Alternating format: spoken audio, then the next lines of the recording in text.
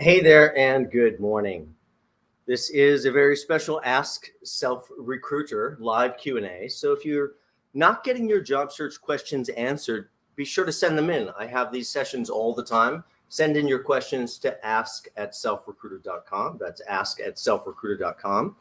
And all the best questions are always included. So make sure really you get everything handled.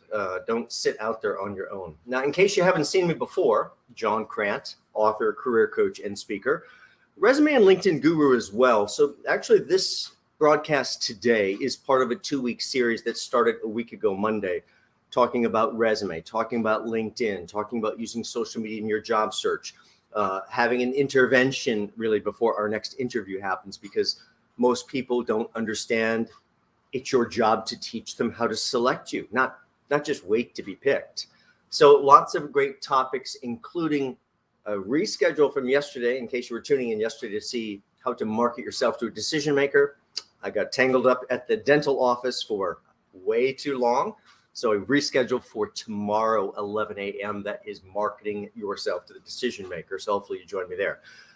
Whether you're joining me on Facebook, LinkedIn Live, or whether you're over on the YouTube channel, probably the easiest way to see all of the lectures is over on my YouTube channel, including ones like today that are really all about how you tackle a certain aspect of your job search.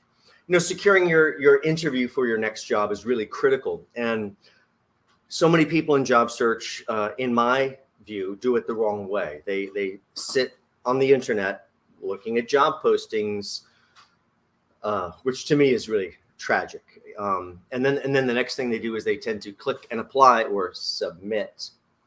And again, that's another round of tragedy in my view. Everything I'm teaching you is my opinion. The problem is that when you click submit, it is going off to the HR department in almost every case. Not every case, but almost every case. And so the question really is to you: do you want to work for the HR department? Because that's the only individual HR department hires. Everything else is simply facilitation. And I would take that even farther and say it's the first round of screening you out, judged by folks that don't have the background to truly judge whether or not you're valuable. So I'm a much bigger believer that I teach deeply in my Building Your Professional Network with LinkedIn lecture, that we can simply use LinkedIn to reach out directly to the decision maker. Well, I've collected together 12 questions that I've received, all about marketing yourself to the decision maker. How do I do it? What if I'm timid and insecure and all of those things? You know, we can use lots of things to get past that. Let's take the first question. How can I find out where a company might be most in need of my expertise? I love this question.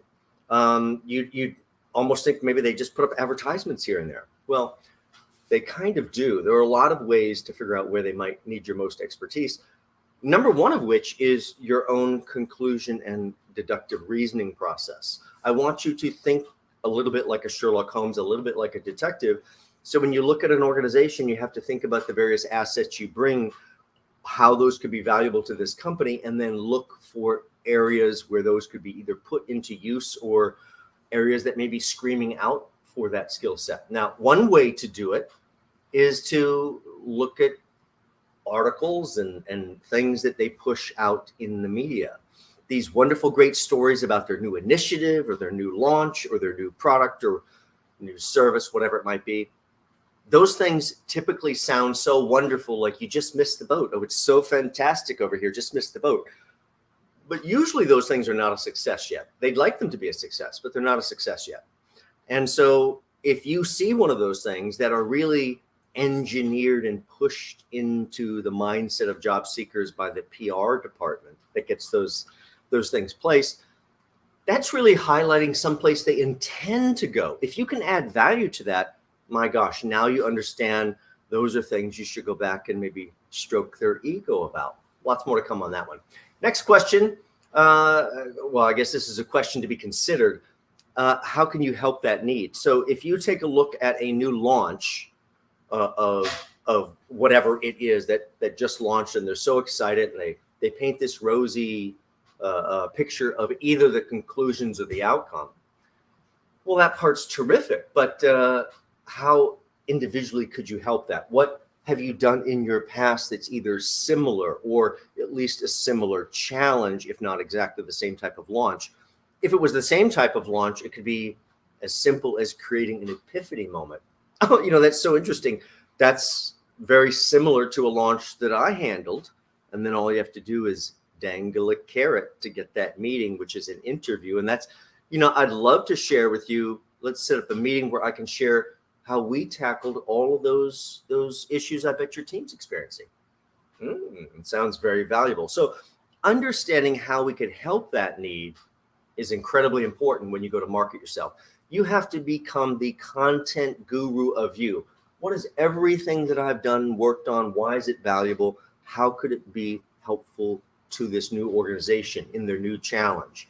And really, it's another way, piggybacking on Tuesday's lecture, it's another way of chameleoning your way into a job. Next question, how can I figure out how I can be of most value to a company?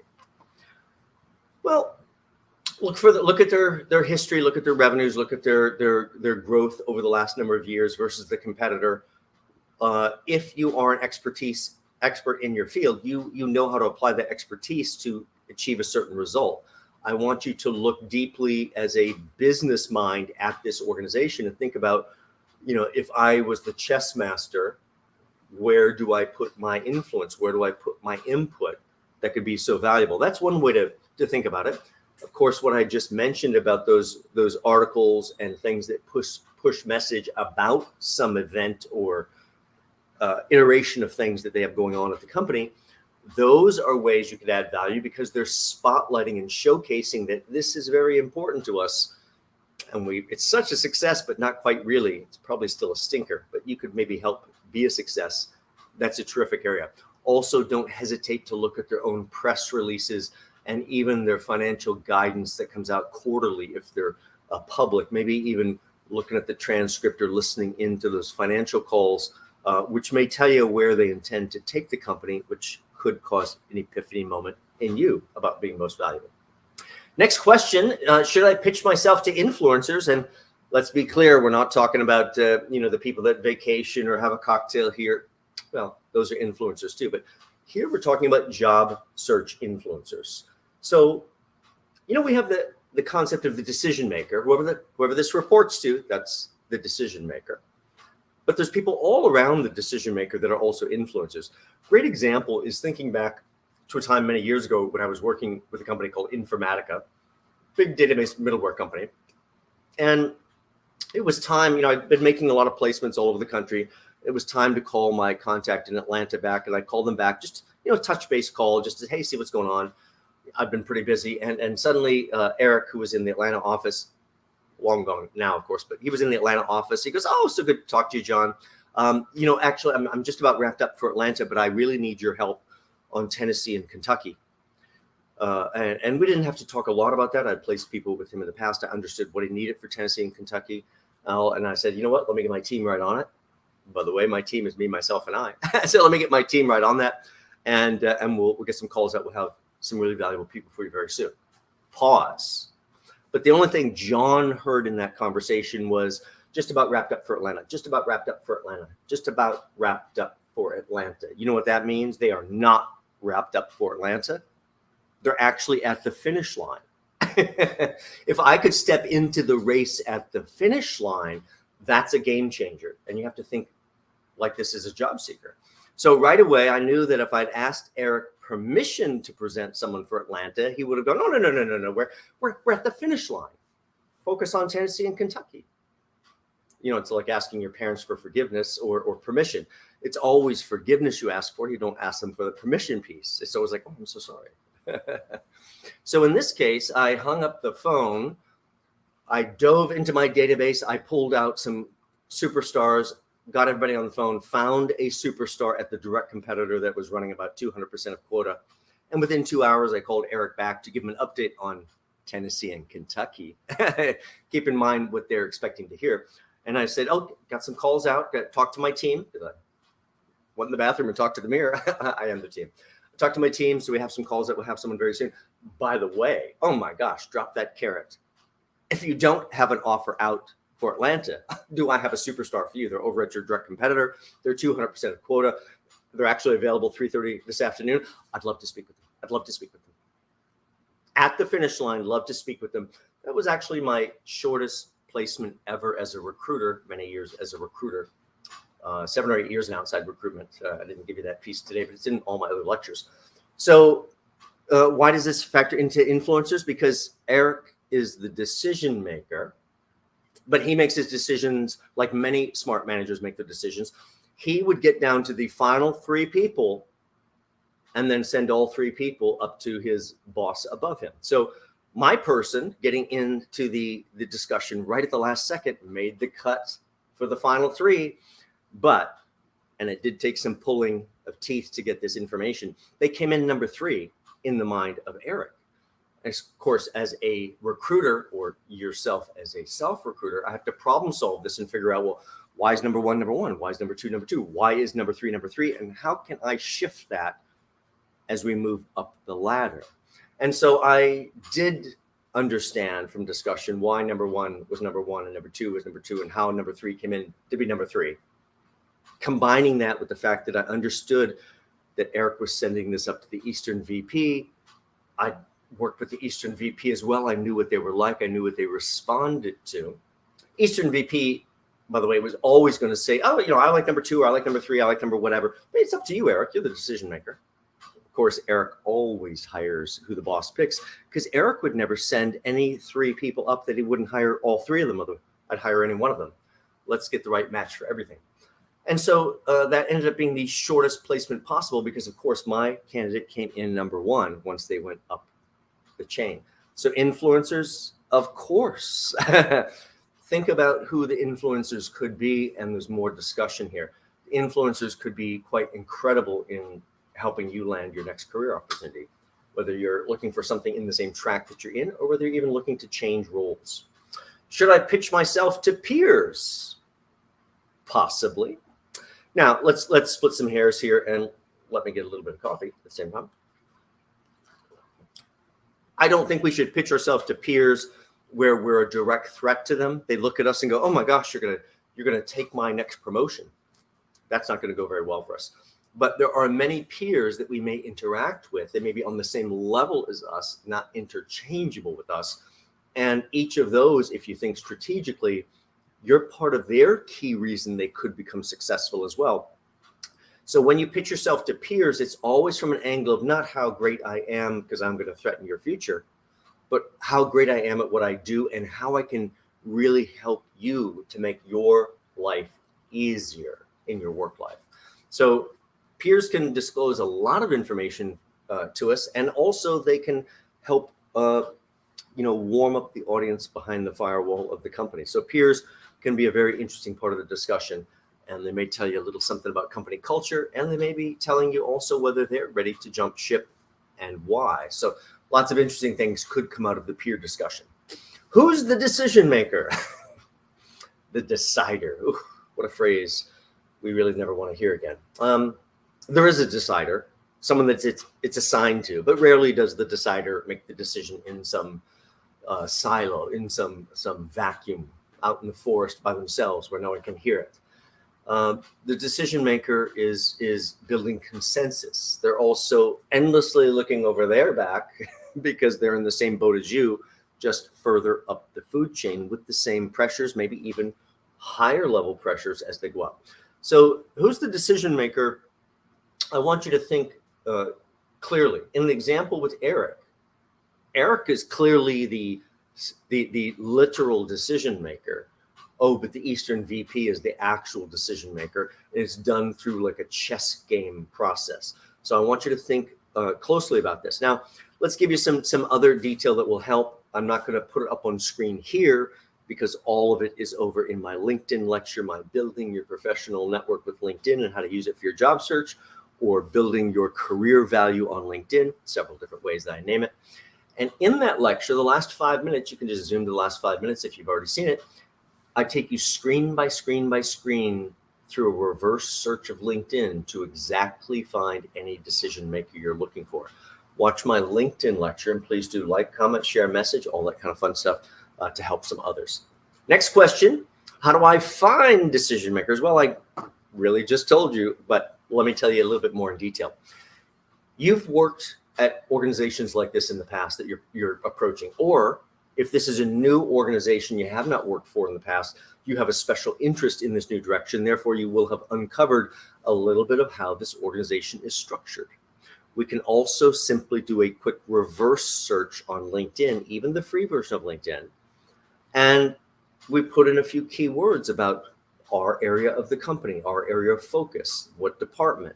And you begin to look at the titles, and what you're really doing is selectively rebuilding that org chart based on your view of how these companies typically work, or your belief in how these companies typically work if you don't have the actual experience, combined with the logic of what titles that you see. And very quickly you can begin to see the matrix of people, the 25 to 30 people that are tremendous influencers all around the decision makers. Actually, getting to the literal decision maker is pretty easy. We can find almost anybody's email address. That is 99% of the people's email address within 2 or 3 minutes. There may be 1% you're never going to get.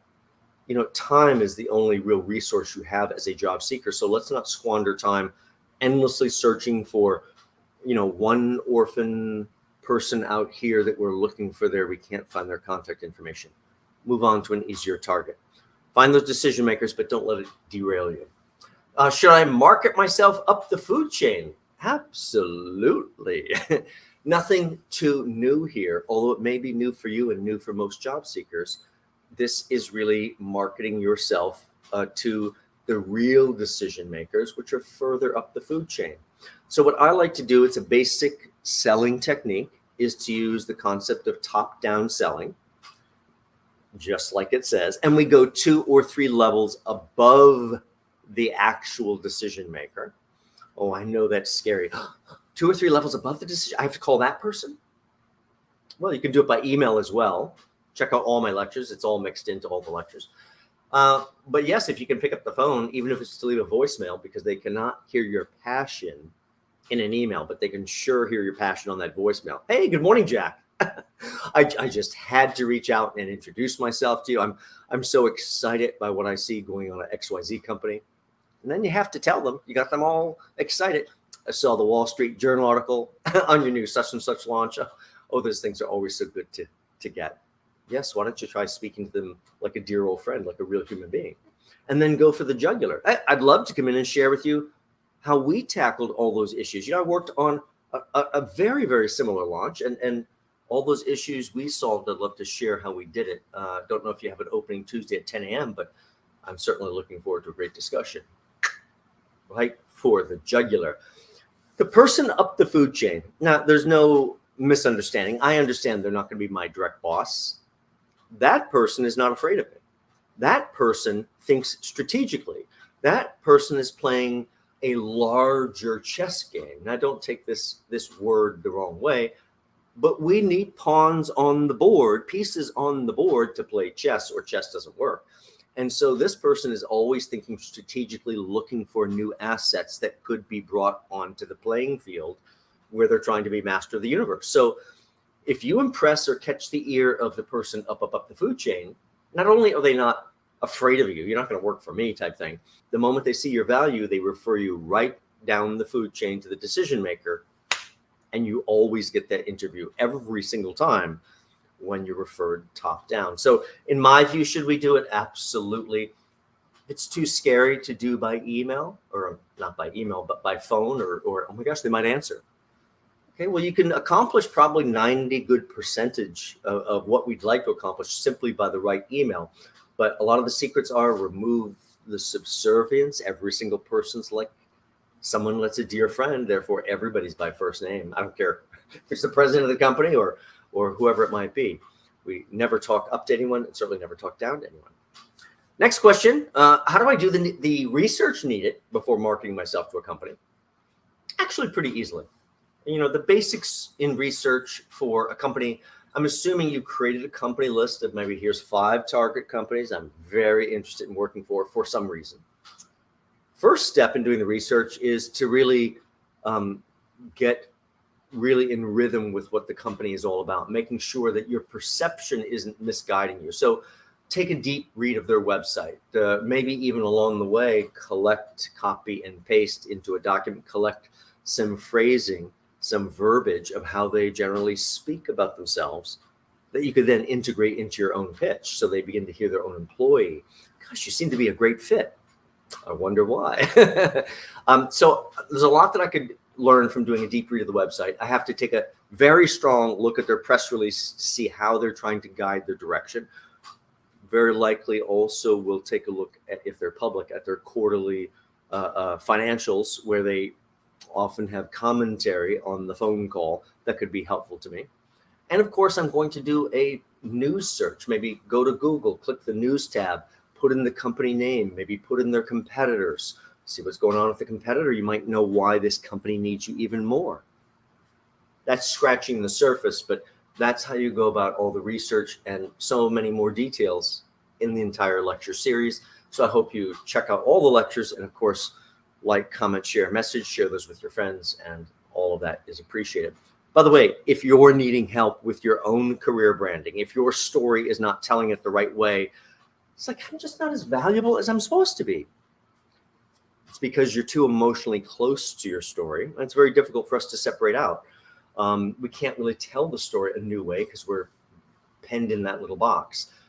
But I'm not emotionally close to the story, even though I care deeply, and I can reinvent your story in a very different way that's still letter truthful.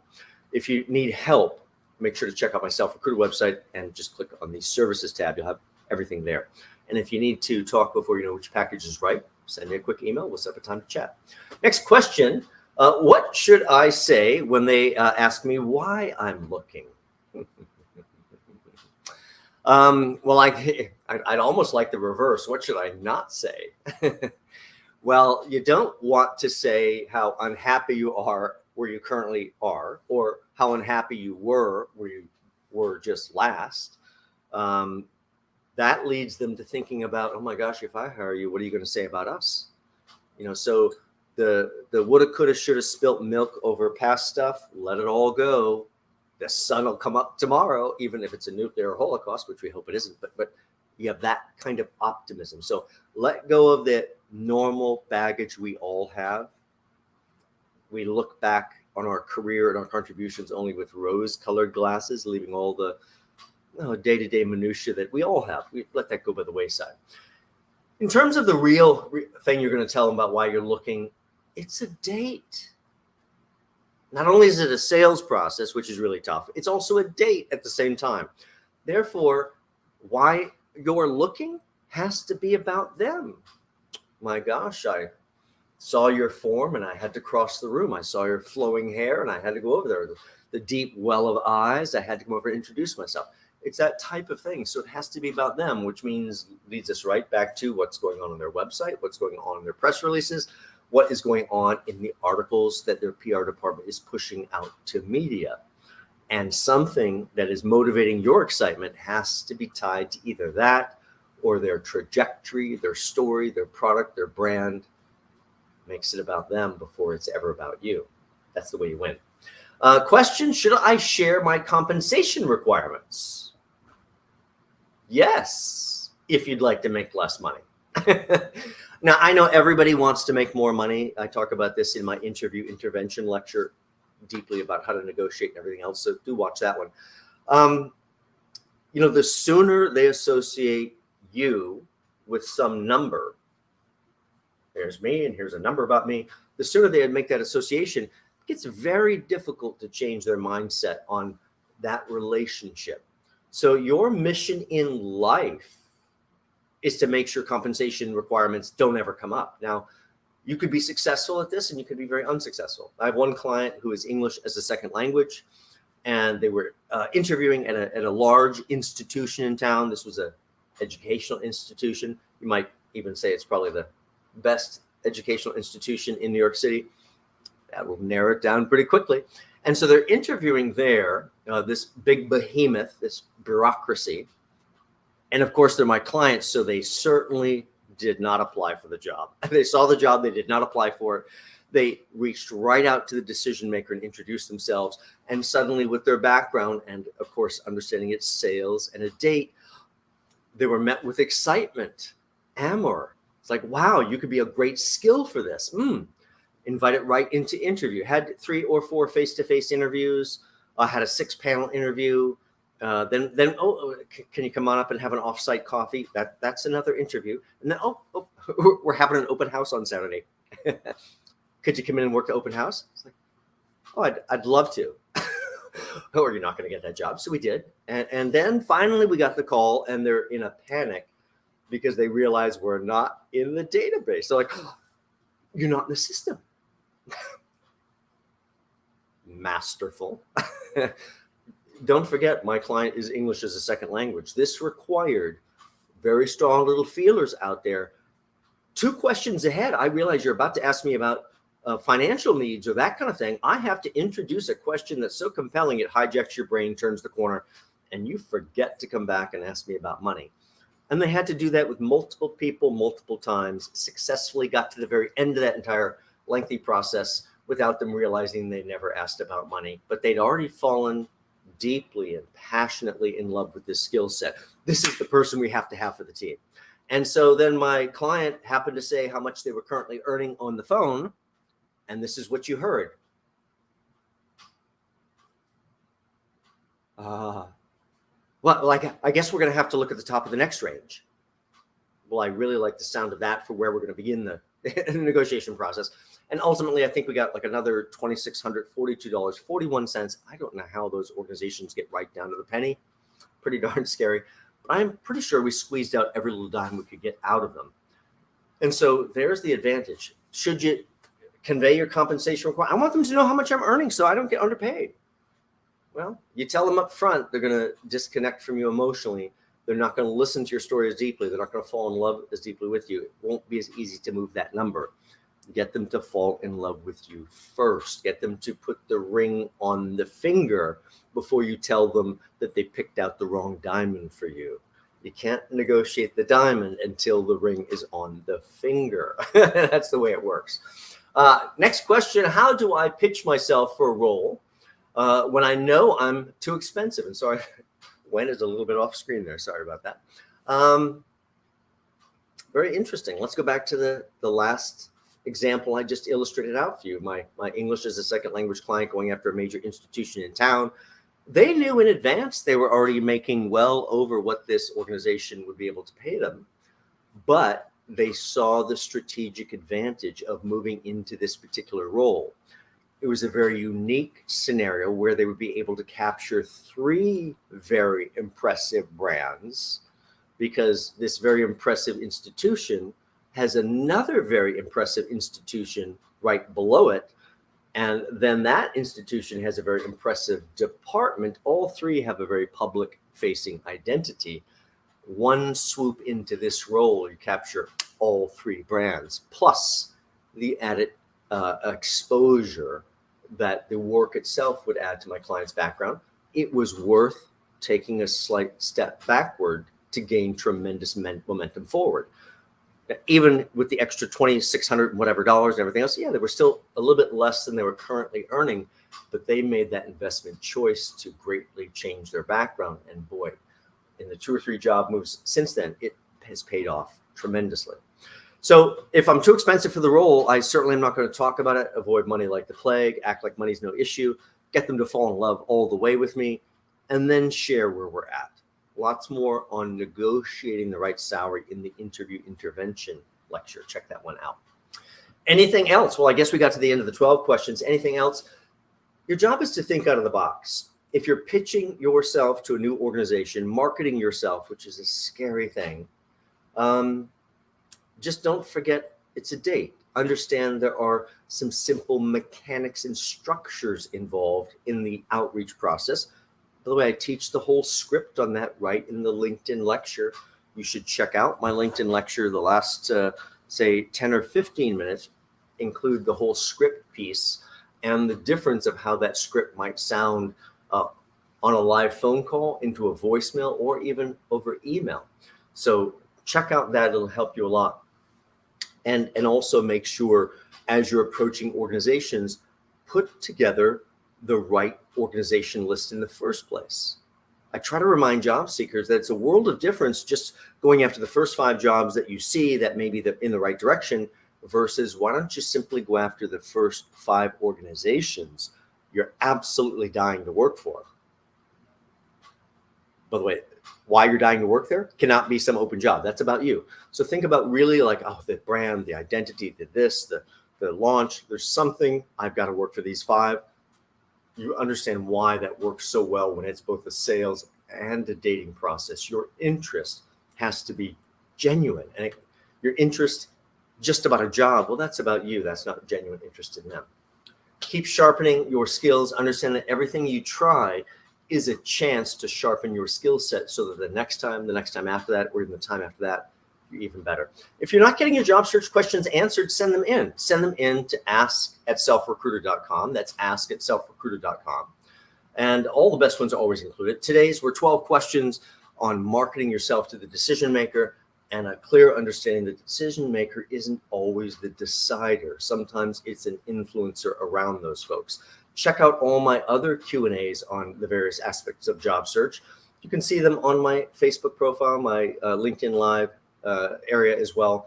Over on my YouTube channel, my Self-Recruiter YouTube channel is probably the easiest to see them all.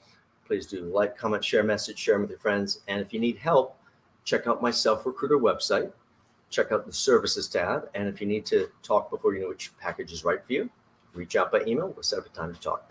Thank you guys for joining in today. And I hope you can join in tomorrow for a very special 11 a.m. This is the reschedule from yesterday where my dental appointment sent my schedule a little bit over the cliff.